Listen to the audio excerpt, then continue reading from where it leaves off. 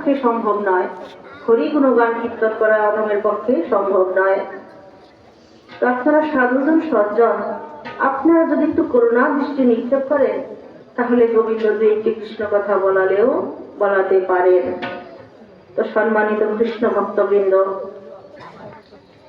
এইদিকে নৈমিষারণ্যে গত বৈগুণ্যে বিস্তৃত পুণ্যে ভাগবতীয় প্রসঙ্গে বক্তা শ্রীমান লোমহর্ষণ মুনি নন্দন উগ্রশ্রবা মুনি তথা সৌনকাদি ৬০ সহস্র মহামুনিগণ, ওইদিকে গঙ্গা তীরস্থ ভাগবতীয় প্রসঙ্গে বক্তা শ্রীমান সুখদেব গোস্বামীপাদ, শ্রোতা রাজাধিরাজ মহারাজ পরীক্ষিত।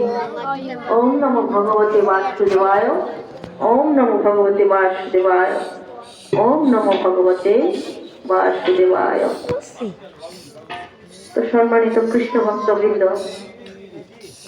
আজ আপনাদের এই গ্রাম হচ্ছে কামাল্লা গ্রাম, নাকি? কামাল্লা গ্রামে শ্রীমদ ভাগবতীয় যাগ অনুষ্ঠানের আজ কিন্তু দ্বিতীয় দিন। তো যথারীতি কি করতে হবে? সম্মান জানাতে হবে শ্রীমদ ভগবত গীতাকে। তো আমরা সবাই একটু গীতার প্রণাম মন্ত্রটা সাহায্য করে বলি সবাই। শ্রীকৃষ্ণ হৃদয় গীতা সংসার মল নাশিনীম জ্ঞানম ভক্তিম মুক্তিদাত্রীম গীতা দেবী নমস্তুতে। শ্রীমতী গীতা দেবী, তিনি হচ্ছেন আমাদের মাতা। পৃথিবী অর্থাৎ ভূমি, তিনিও কিন্তু আমাদের মাতা, আর আমাদের গর্ভধারিণী মাতা। এ হচ্ছে ৩ মাতা। তো শ্রীমদ ভগবত গীতার প্রণাম মন্ত্রে কি আছে? শ্রীকৃষ্ণ হৃদয় গীতা। শ্রীকৃষ্ণ তার হৃদয় হচ্ছে গীতা। সংসার মন নাশিনী, এই সংসার সে হচ্ছে মলময়, মল। সংসার যে মল, অর্থাৎ দুঃখ দারিদ্র দুর্দশা, এগুলি হচ্ছে মল। ত্রিতাপ জ্বালা, তাও কিন্তু মল। কি হয়? শ্রীমদ ভগবত গীতা পাঠ করলে সেগুলি দূরীভূত হয়। তারপর কি হয়? জ্ঞান ভক্তি মুক্তি দাত্রী, আপনার জ্ঞানের উদয় হয়, ভক্তির উদয় হয়, আপনার মুক্তিও হয়। কিসে?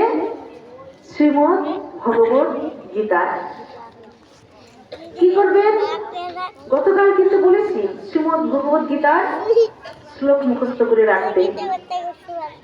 শতখণ্ড দানের চাইতে মুখস্থ দানটা সবচাইতে উত্তম। তাই বলে কি আপনারা শতখণ্ড দান করবেন না? করবেন, করবেন। আগে নিজে শিখুন, সবাইকে শেখাবার চেষ্টা করুন, তারপর আপনারা ব্রহ্মলোকের চিন্তা করবেন। তো শ্রীমদ ভগবত গীতায় কি হয়েছে? পরমেশ্বর ভগবান শ্রীকৃষ্ণ অর্জুনকে জ্ঞান রূপ অমৃত দান করেছেন। জ্ঞান রূপ অমৃত দান করলেন। যে অর্জুন যখন কৌরবদের সৈন্য সজ্জা দর্শন করলেন, কৌরবদের সৈন্য সজ্জা দর্শন করে তিনি তো কি হলেন? তার সমস্ত শরীর অবসন্ন হয়ে যাচ্ছে।